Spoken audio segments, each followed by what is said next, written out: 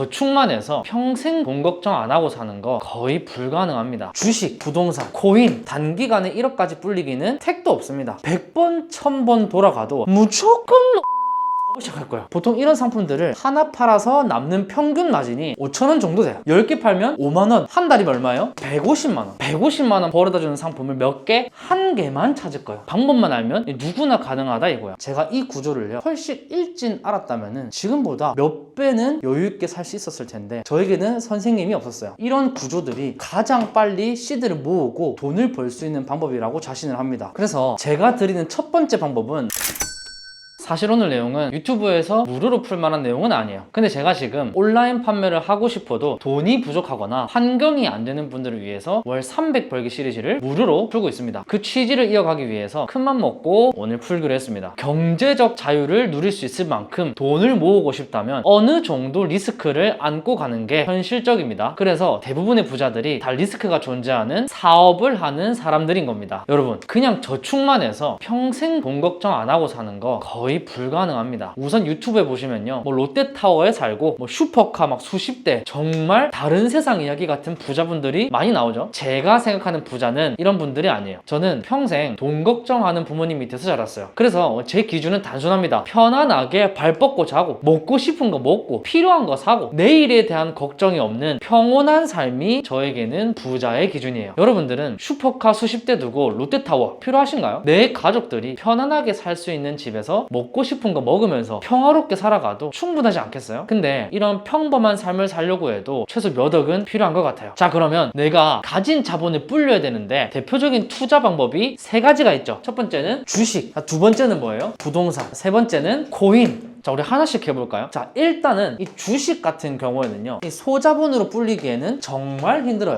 예를 들어서 내가 한 1,000만 원 있다. 1,000만 원 다 몰빵해가지고 한 30% 먹었다고 한번 쳐볼게요. 그래봤자 300만 원 번 거예요. 근데요, 이 30%를 버는 거, 이거는 말도 안 되게 힘들고요, 오래 걸리기도 해요. 주식 투자를 굉장히 잘하시는 분들도요, 연평균 20% 어렵습니다. 심지어 그 기간 동안요, 상승 하락을 계속 오락가락 하면서 이 멘탈 관리도 힘들 거고, 이때 마이너스를 볼 때는요, 계속 신경 쓰여가지고 내가 하고 있는 이 생활에도 지장이 생길 거예요. 이렇게 해서는 단기간에 1억까지 불리기는 너무 어렵다. 택도 없습니다. 부동산 같은 경우에는요, 일단 이 시드, 자본이 매우 부족합니다. 1,000만 원으로 부동산은 시작조차 힘들어요. 경매든 매매든 기본 시드가 일단 무조건 커야 된다. 이건 우리가 아예 불가능하다, 지금 당장에는. 자, 우리 마지막 코인. 자, 이거는요 그냥 지옥이에요, 지옥. 초보자가 1,000만 원으로 무작정 코인을 한다는 거는 도박에 가까워요. 언제 오르고 언제 떨어질지 일반인이 어떻게 알아요? 전문가도 모르는데. 여기서 많이들 들어보셨을 거예요. 1억까지 모으기가 힘들지 1억을 모은 뒤부터는 돈이 눈덩이처럼 굴러간다. 계속해서 불려지기 시작한다. 그러니까 1억을 모아라. 왜냐면 1억을 모으게 됐을 때 투자할 수 있는 자본도 달라지니까. 아까 30% 운 좋게 먹었다고 쳐봐요. 그럼 3,000만 원 버는 거고, 이때부터는 시드가 생겼기 때문에 부동산 투자도 할 수가 있다. 시도해볼 수가 있는 것들이 많아지니까 당연히 1억을 모으면은 굴러가는 게 맞는 얘기예요. 근데 문제는 뭐예요? 1억을 모으기가 어마어마하게 힘들다는 거예요. 대기업을 다니시는 분들도 단순히 저축만으로는 1억 모으기가 쉽지가 않습니다. 왜냐? 수입이 늘어나면 당연히 수입에 맞는 지출도 늘어나기 마련이거든요. 그래서 제가 드리는 첫 번째 방법은 우선 1,000만 원부터 모으자는 거예요. 1,000만 원도 힘들어요? 그럼 우리 그냥 500만 원 합시다. 500만 원.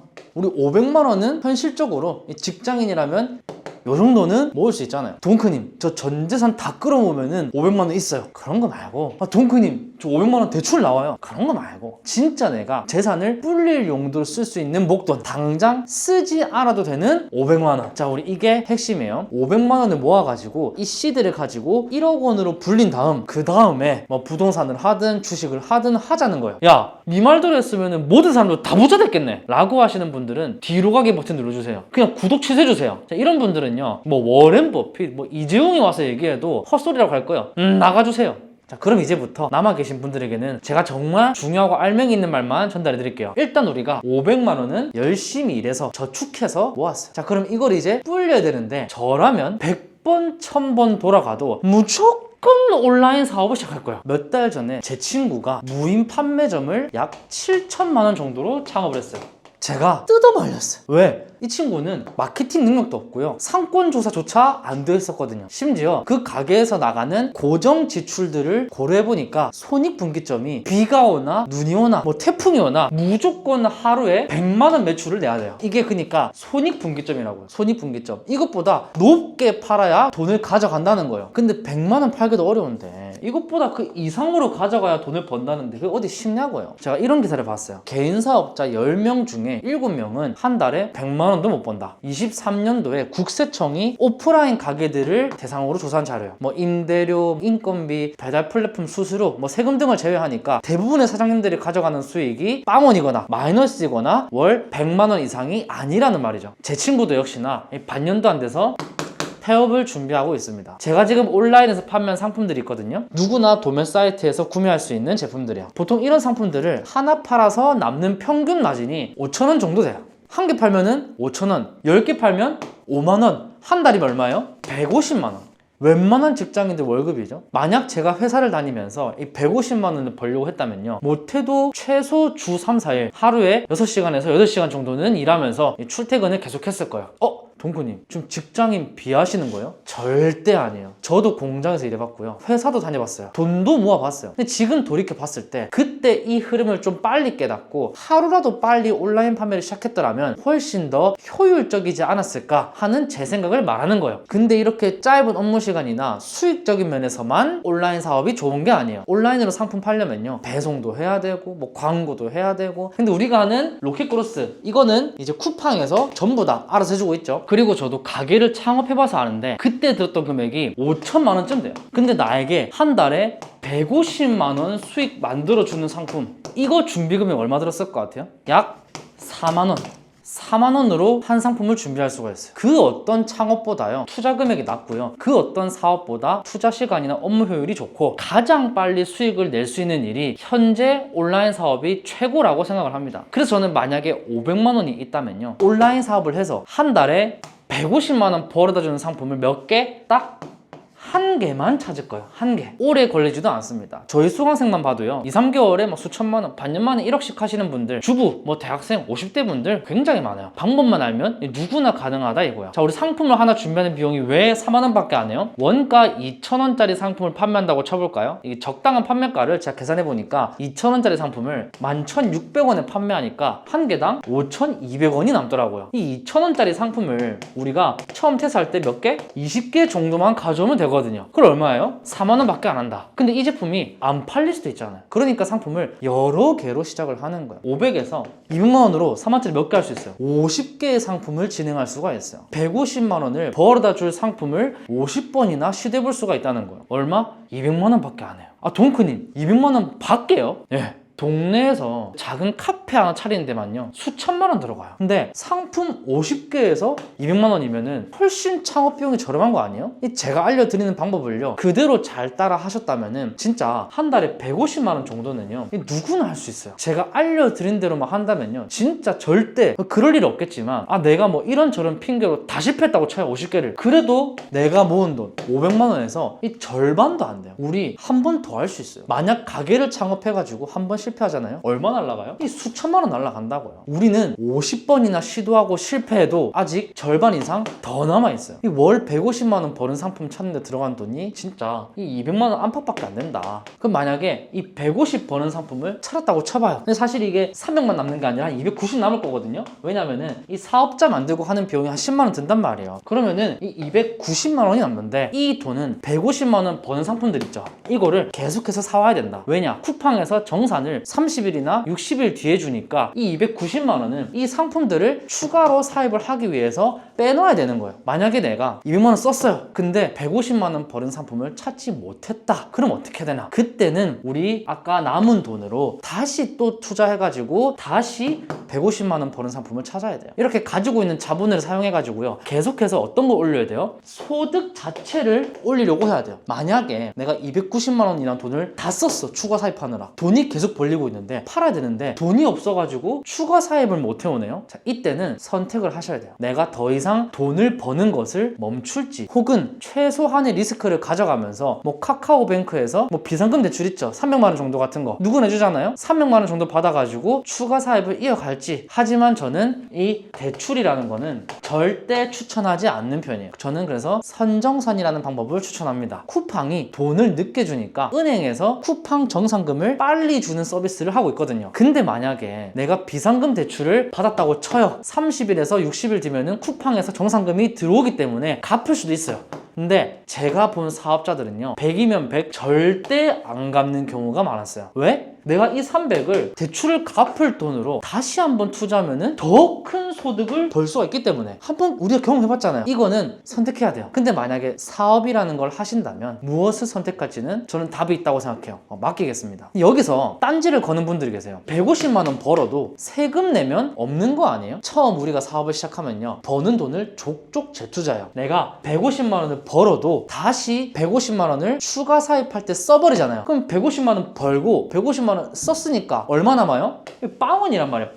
빵원일 때는 세금을 내지 않겠죠. 뭐 만에 하나 150만 원을 안 썼어. 그럼 우리가 150만 원 곱하기 12 하면 얼마예요? 1년에 한 1,800 정도 버는 거거든요. 솔직히 말해서 1년에 1,800 버는 사업자잖아요. 나라에서 세금을 가져갈까요? 진짜 해봤자 100만 원도 절대 안 돼요. 이 정도는 진짜 걱정할 필요가 아예 없다는 거예요. 세금은 거의 안 내는 수준인 거예요. 세금 걱정은요, 돈 벌고 하세요. 이 세금 무서워가지고 돈 안 벌고 싶으면은 안 벌어도 돼요. 제가 벌게요. 저는 세금을 내더라도 돈을 버는 게 맞다고 보거든요. 이 세금을 보통 이제 우리가 부가세랑 종합소득세를 내죠. 1,800 정도 돈을 버는 사업자는 보통 이제 간이사업자일 거기 때문에 간이사업자들은 부가세는 안 내요. 그럼 종소세는 내야 될 텐데, 표를 보시면요, 1,800 정도를 본다고 하면요, 이 세금표를 계산하고 뭐 누진공제 빼고 뭐 해봤자 100만 원 정도 되는데요. 이거는 사실 우리가 150만 원 벌었을 때 1원도 안 쓸 거예요. 사업할 때 돈을 쓸 거 아니에요. 그런 비용들이 다 차감되기 때문에 사실 세금을 거의 안 낼 거다. 그러면 저는 이렇게 계속 반복해가지고요, 한 달에 150만 원 벌어다 주는 상품을 딱 3개 정도 찾을 거예요. 3개 찾을 때까지 계속 할 거예요. 이때부터는 내 통장에 이제 월급 이상의 돈이 꽂히고 있을 거예요. 그럼 이때 바로 벤츠 매장 가가지고 내가 꿈꾸던 드림카를 그냥